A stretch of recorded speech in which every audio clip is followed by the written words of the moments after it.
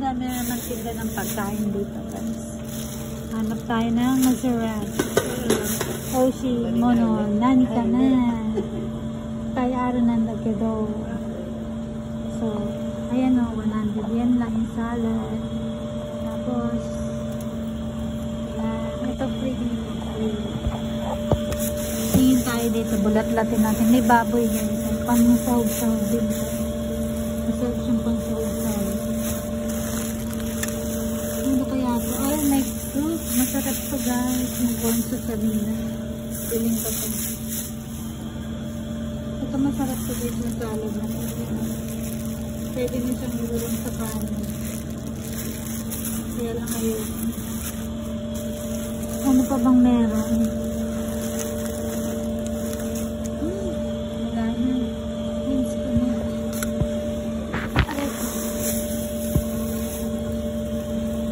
Wala na. Ito bordo yan lang. Huwag na nga na. Ayan. Yung soup lang. Soup lang yung kunin natin. 50 yan. Ay, 100 yan.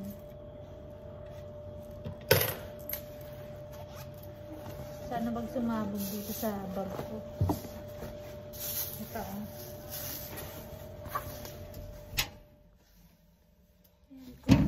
Ang ating shoes.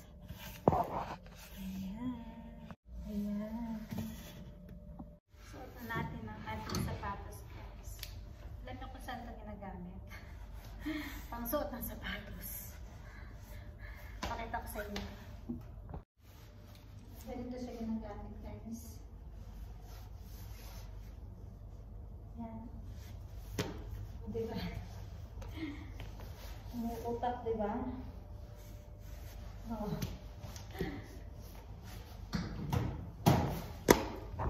Yun, sa ganun siya ginagamit para mapadali ang mga proseso. Masyado silang ano guys, mautak. Benling, ano nga naman kasi hindi ka na kailangan yumuko, ayusin ulit, kalasin ulit yung sintas mo. Isushoot mo na lang yung paa mo nang hindi kinakalas yung sintas. Uy, maaraw pa. Haba na ng buhok natin, no? Haba na ng buhok ko. Maliwanag pa, guys. Pero malamig siya ngayon, kaya isuot na natin ang ating mahiwagang bonnet. Para hindi lamigin yung ating bumbunan. Suot ko lang tong bonnet natin. Ayan. Para kung si, ano, yun sa masterpiece ba yun? One Piece pala. Yung may X dyan sa ulo. O diba? Parang tayo lamigin. Sakit kasi sa ulo guys pag malamig.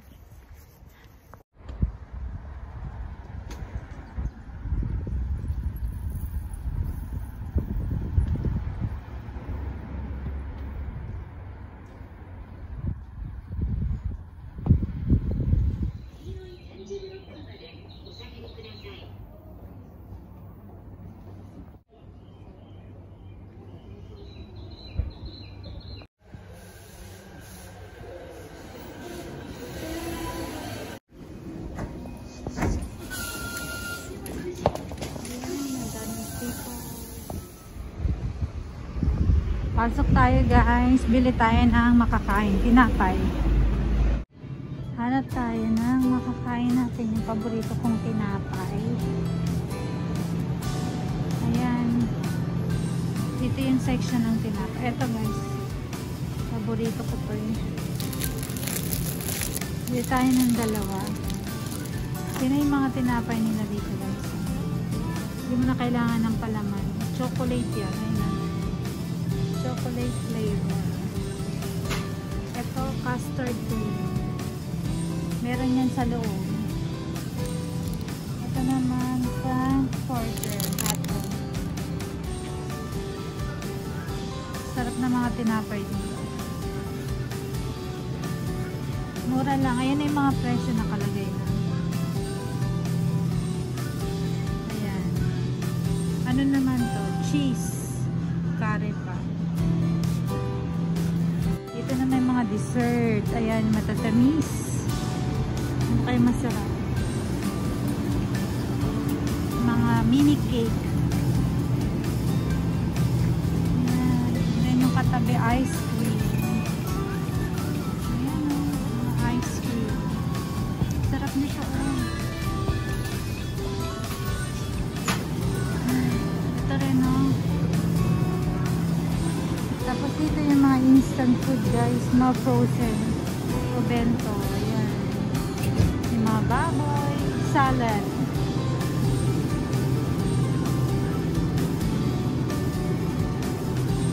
Ito ba yung sandwich na ginagawa ko dati? Ito yung trabaho ko dati guys. Yan yung mga ganyan sandwich. Mahal yan eh. Ayan, sarap yan. Ito, salad. Bayad na tayo. Ayan guys, parang siopaw nila dito. Ayan ah. Bumili ako ng isa, yung siopaw na yon.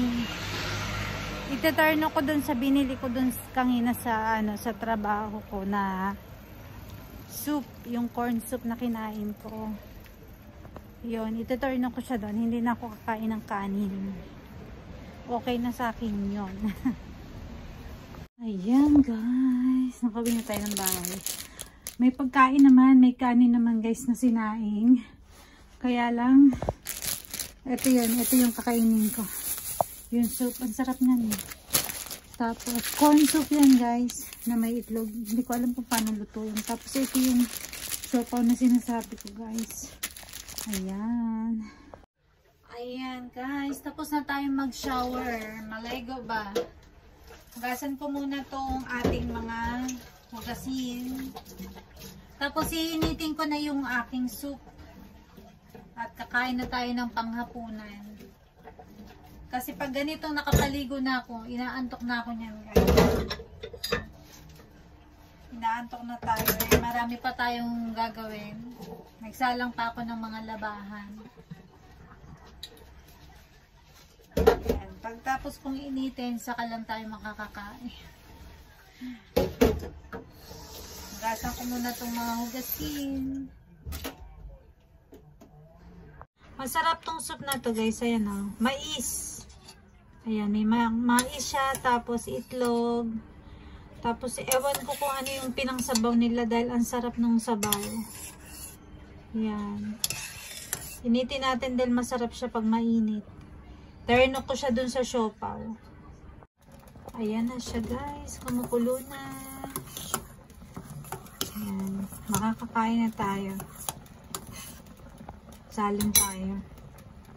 Ayan na guys, kain tayo habang nanonood ng TV dun sa maliit naming TV. Ito pa kasi yung TV binigay ng kaibigan ko, hindi ko pa nakakabit guys, pati itong or namin patungan, yung bagong patungan, hindi pa na-assemble ni Hapon dahil wala siyang Yasumi. Tapos eto, ayan o, hindi pa namin natatapon. Itatapon ko yung isa na yan guys eh. Kasi hindi naman kailangan dito sa bahay dahil pasikip ng pasikip. Yun, kain tayo. Kumusta na kayo? Lumamig na yung siopaw natin. Hindi ko na initin. Ayan o. Pero mas masarap pa rin yung siopaw natin sa Pinas syempre. Overload lang yung laman dito. Ayan. Wala nga lang silang sauce. Hindi sa kanila uso yung sauce. Pero lalagyan ko to ng ketchup kasi may ketchup tayo dyan. Wag na lang. Malasa naman eh. Hindi na kailangan ng sauce. Malasa yung nila, yung pagkain nila. Patayin muna natin TV. Yan. Pagka ganitong gabi, kahit pa paano nasasanay na yung tiyan ko. Ang init. Sarap mainit. Masarap yung ano, yung gulay nito, yung mais. Meron siyang ano, ginisang mais na merong ano ba tawag dito, saluyot. Tapos may kasamang labong. Yun, ang sarap nun. Tapos may kasamang ano, ligaw na kabute. Dati naalala ko pagkatapos ng ulan, pupuntahan namin ng tita ko maghanap ng kabute. Pupuntahan niya yung may mga punong saging na natumba na, mga patay na. Doon kasi tumutubo yung kabute. Ang sarap nun, naalala ko yung ganong klase ng ulam. Nung buhay pa yung lola ko. Nakakamiss yung mga simpleng ulam pero ang sarap.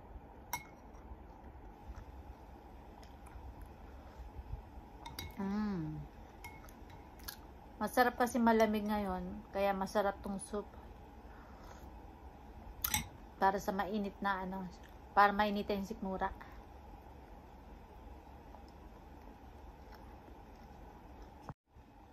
Magmaritisan muna tayo, guys. Alam ko for sure na balitaan nyo yung tungkol dun sa nangyari dito sa Japan. Tungkol dun sa Pilipina na nahuli dahil nakausahan na sa pagpatay dun sa dalawang Hapon. Nakakaawa, no? Pero hindi natin kasi alam yung totoong pangyayari. Kaya ang masasabi ko lang, nakakaawa. Kung totoo man yung dahilan niya, yung chismis na kumakalat na nasilaw siya sa pera, kaya niya nagawa yung ganung bagay, nakakaawa siya, guys, dahil lang sa pera, sinayang niya yung buhay niya. May anak pa naman siya, pero mahirap magsalita kasi hindi naman natin alam kung ano yung mga totoong pinagdadaanan ng bawat isa sa atin. Kaya mahirap mag-judge. Hindi natin alam, baka mamaya may nag-udyok.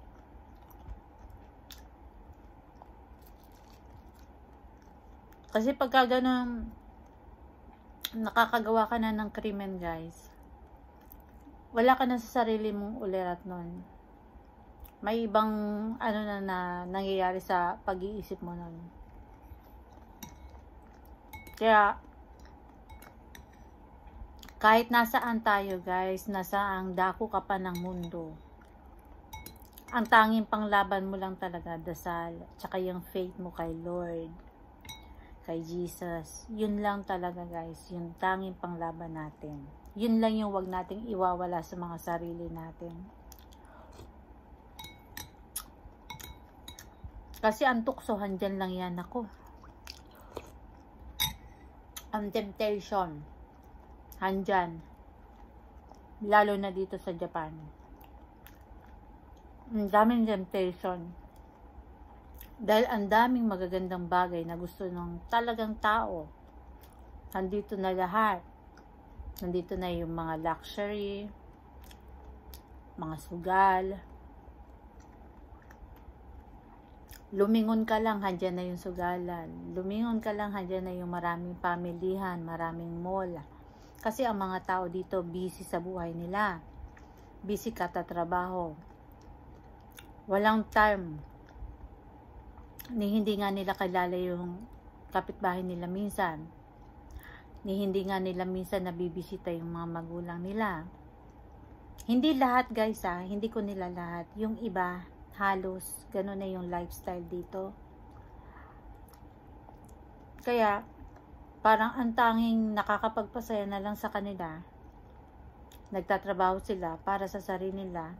Siyempre, gusto nila, yung kapalit ng hirap ng pagtatrabaho nila, mabili nila yung gusto nila, magawa nila yung gusto nila, kung saan sila magiging masaya. Halimbawa ako, parang regalo ko sa sarili ko, makabili ako ng isang brandong bag, ganun, parang ganun sila dito na. O kaya yung iba, Meron din tayong mga kapwa Pilipino guys na nanlulong sa sugal. Yung iba parang pursigido sila sa pagtatrabaho dahil wala na silang pamilya sa Pinas, o yung iba hindi ko alam, basta yung mga ibang naririnig ko walang pamilya na sa Pinas, yung pinagtrabahuan nila dadalhin lang nila sa pagsusugal dahil parang yun na lang yung stress reliever nila sa trabaho. Parang doon sila nagiging masaya. Parang ganon. May mga ganon kasing pag-iisip. Kasi malungkot dito guys. Sa totoo lang malungkot sa Japan. Puro ano lang, ang buhay mo. Parang halimbawa ikaw, ako, hindi ko sinasabing matino ako. Hindi perfect ang buhay ko. Pero kapag yung katulad kong halimbawa, kontento ka na, ang magiging buhay mo lang kasi dito, pag kontento ka na, bahay, trabaho, bahay, trabaho. Minsan pag may mga oras yung mga kaibigan mo, kayo, magkikita-kita, kakain, kwentuhan lang. Siguro sa isang buwan, 2 buwan, 1 beses, ganun. Kasi hindi kayo magkakasundo ng schedule eh. Mga ganun lang guys. Yun lang yung pinakalibangan dito. Punta kayo sa restaurant, kape, masaya na, okay na, ganun. May kanya-kanya tayong pamamaraan kung paano tayo magiging masaya. Parang ganun. Hinahanap mo na lang kung saan ka para maging masaya.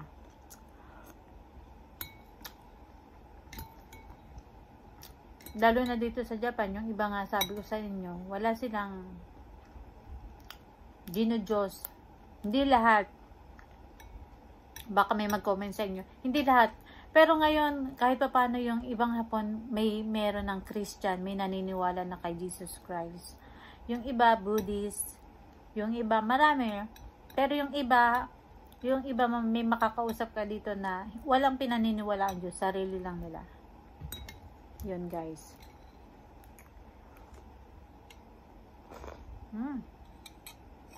Nauhaw ko sa kwento ko. Kaya siguro, yung ibang pero syempre hindi pa rin naman yun yung, hindi ko sinasabing yung para maging dahilan yun para gumawa ka na ng hindi maganda. Kinikwento ko lang yung sitwasyon dito sa Japan guys. Baka may possible na kaya naging ganun kasi meron ding connection dahil sa lungkot ng buhay, parang may nagsusulsul sa'yo. Kung hindi ka talaga kakapit sa Diyos, yung faith mo hindi ka kakapit doon, bibigay ka talaga, madali kang matutukso sa mga bagay-bagay dito na nakikita mo. Dahil nandito na lahat. Sa totoo lang. Yun na nga lang. Yun lang yung na-share ko guys. Dun sa sitwasyon ni Hazel. Na nakakaawa lang siya. Pero, ang Hapon naman, hindi sila basta-basta nagpaparusa ng hindi talaga nila sinusure na ikaw talaga yung gumawa nun. Talagang binubusisi nila dito. Kahit nga yung mga drama nila dito sa Japan, puro ganun eh, investigasyon eh. Magaling sila sa ganun guys. Kaya, sana, tapos si Hazel kasi hindi pa raw nagsasabi na ng totoo. Parang lagi niya sinasabi na wala akong alam, parang ganun. Kaya sana malaman natin yung totoo. Yun lang. First time daw nangyari yan dito sa Japan guys. First time. Nakakalungkot para sa kababayan natin. Yun lang guys, na-share ko lang. At sana nag-enjoy kayo sa panonood. Tapusin ko na dito yung vlog natin sa araw na to guys. Thank you for watching. Bye!